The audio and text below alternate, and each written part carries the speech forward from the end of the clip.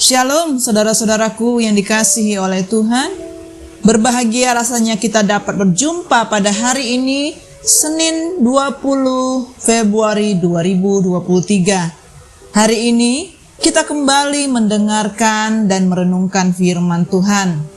Kita percaya bahwa kita dilimpahkan dengan berkat-berkat dan kasih karunia dari Allah Bapa. Nah, saudara-saudaraku, mari kita persiapkan hati kita untuk dapat merenungkan firman Tuhan. Saya percaya Roh Kudus yang menuntun kita, memberi pengertian kepada setiap kita.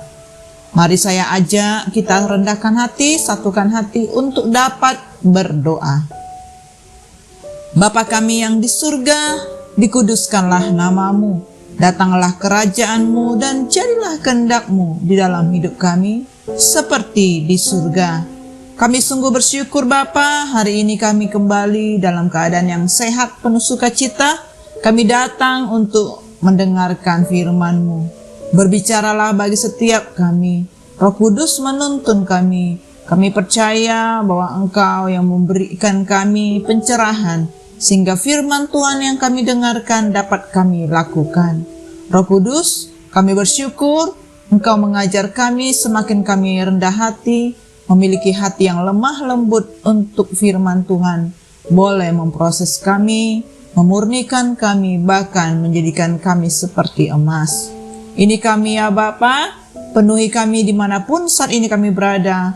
Kasih karunia-Mu sungguh-sungguh nyata bagi setiap kami. Hanya di dalam nama Tuhan Yesus kami siap untuk melakukan firman-Mu. Terpujilah namamu Bapa, dalam nama Yesus kami berdoa. Amin. Nah, saudara-saudaraku yang dikasihi oleh Tuhan, kita akan bersama-sama mendengar firman Tuhan pada hari ini dengan judul Masa Pemurnian. Firman Tuhan ini tertulis di dalam Yeremia 6 ayat 22 sampai dengan 30. Nah, saudara-saudaraku, saya mengajak kita semua untuk dapat membaca firman Tuhan ini bersama-sama. Beginilah firman Tuhan, sesungguhnya suatu bangsa akan datang dari tanah utara, suatu suku bangsa yang besar akan bergerak maju dari ujung bumi. Mereka memakai panah dan tombak, mereka bengis, tidak kenal belas kasihan, suara mereka gemuruh seperti laut. Mereka mengendarai kuda, berlengkap seperti orang maju berperang, menyerang engkau, hai Putri Sion. Kami telah mendengar kabarnya, tangan kami sudah menjadi lemah lesu. Kesesakan telah menyergap kami kesakitan seperti perempuan yang melahirkan.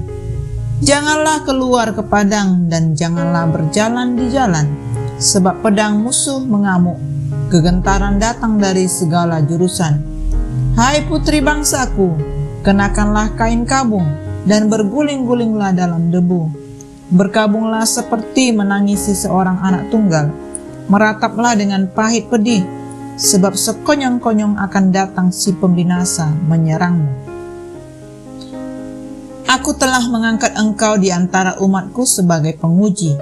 Engkau harus tahu bagaimana menyelidikinya dan harus menguji tingkah langkah mereka. Semua mereka adalah pendurhaka belaka, berjalan kian kemari sebagai pemfitnah. Sekaliannya mereka berlaku busuk. Puputan sudah mengembus, tetapi yang keluar dari api hanya timah hitam, tembaga, dan besi. Sia-sia orang melebur terus-menerus, tetapi orang-orang yang jahat tidak terpisahkan.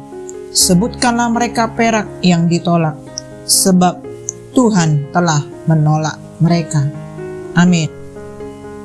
Saudara-saudaraku, kita sudah membaca firman Tuhan pada hari ini, dan kita membaca bagaimana Tuhan mengangkat Yeremia sebagai seorang penguji. Dalam hal ini Tuhan memberi tugas kepada Yeremia untuk mengetahui cara mengerti kualitas iman yang dimiliki oleh bangsa Israel. Yeremia juga harus menguji kualitas dari kehidupan mereka. Permasalahan yang dialami ataupun dihadapi Yeremia tidaklah sederhana. Jika dilihat dari sudut pandang agama Yahudi, apa yang dilakukan oleh bangsa Israel sudah benar dan tidak ada salahnya. Mereka mempersembahkan korban kepada Tuhan. Mereka memberi persembahan ke bait suci dan lain sebagainya. Namun demikian, Tuhan memberi petunjuk kepada Yeremia bahwa ternyata Yeremia harus menguji umat Israel lebih dalam lagi. Allah menugaskan Yeremia untuk menguji mereka, namun setelah dilebur tidak ada hasil yang murni keluar dari peleburan itu karena kotor. Logam yang ada tidak meleleh dan hilang. Ternyata bangsa Israel adalah bangsa pendurhaka, pemfitnah dan busuk kelakuannya. Padahal peleburan sudah sangat panas. Ujian untuk pemurnian itu seolah-olah menjadi sia-sia karena tidak ada hasilnya. Karena tidak adanya kemurnian mereka. Tuhan menolak mereka sama seperti perak yang ditolak karena tidak berhasil dimurnikan. Saudara-saudaraku, memang benar pada masa Yeremia hidup, para imam tetap melakukan ibadah seperti biasa. Masih ada pengorbanan domba, bait suci dan lain sebagainya. Namun di mata Tuhan, umat Israel tetaplah pendurhaka. Mereka suka berjalan kemari mengucapkan fitnah, dan mereka berlaku busuk di hadapan Tuhan. Saudaraku, Tuhan menggambarkan kehidupan umat Israel seperti seseorang yang sedang dilebur logam. Melebur logam.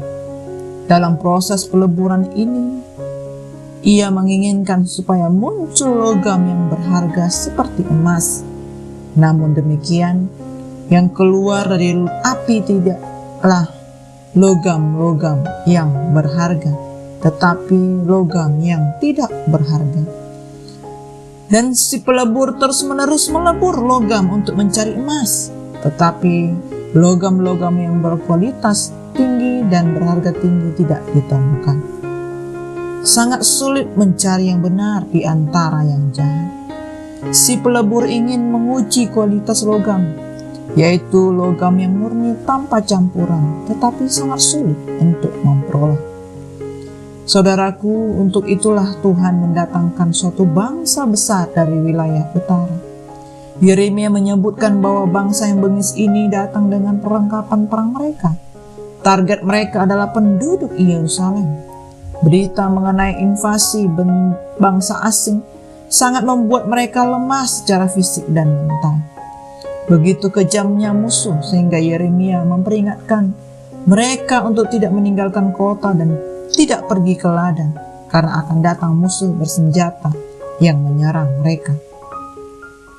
Begitu berat hukuman yang Allah berikan melalui musuh yang akan datang menyerang mereka. Namun hukuman itu bukan lagi merupakan sebuah proses pemurnian, karena proses itu sudah terjadi tetapi tidak ditemukan kemurnian di dalamnya. Yang ada hanyalah sampah. Sampah pulakah yang ditemukan di dalam diri kita apabila Tuhan menguji kita, saudaraku? Mari saya mengajak kita untuk kita introspeksi diri, evaluasi diri. Mari buka diri kita selebar-lebarnya untuk Tuhan selidiki. Mari kita minta agar Tuhan menyatakan unsur-unsur yang menjadi sampah di dalam diri kita. Jika Tuhan mau menyatakannya, mintalah agar Tuhan dapat memurnikan kita. Saudaraku, apa yang Tuhan ingin hasilkan saat menguji ataupun memurnikan kita? Apakah kita memiliki kualitas seperti emas? Saudara-saudaraku, jika belum, marilah kita berjuang menjadi seperti emas di hadapan Tuhan. Sehingga ketika saat itu tiba ketika Tuhan menguji kita, maka kita akan timbul seperti emas. Tuhan mengharapkan kualitas seperti emas dari hasil pengujian. Maksimal mereka hanya memiliki kualitas seperti perak. Saudara-saudaraku, dengan kualitas perak, maka kita akan tetap ditolak oleh Tuhan. Tuhan ingin standar seperti emas, dan umat Israel harus berjuang untuk mampu memiliki standar tersebut. Kualitas kehidupan rohani ataupun jasmani manusia sesungguhnya bergantung kepada tingkat pemaknaan manusia terhadap hubungan pribadi kita dengan Allah. Kita dapat mendengar perkataan Allah, tidak mengikuti kedegilan hati kita, setia beribadah kepada Tuhan, hanya kepada Tuhan. Dan hal ini merupakan sikap kesetiaan kita kepada Tuhan. Seperti halnya bangsa Israel yang berguna dan terpuji saat mereka melekat kepada Tuhan. Demikianlah kita juga, saudara-saudaraku. Biarlah kita boleh sungguh-sungguh memiliki standar seperti apa yang Tuhan kehendaki. Standar hidup yang benar, kudus, yang benar-benar menyatakan kebenaran firman Tuhan. Menjadi berkat bagi banyak orang. Kualitas iman yang Tuhan harapkan biarlah didapati dari kita semua. Amin. Demikianlah renungan firman pada hari ini, saudara-saudaraku. Mari kita renungkan firman Tuhan ini bersama-sama. Biar Tuhan mendapati di dalam hidup kita ada kebenaran, sikap hati, respon yang benar.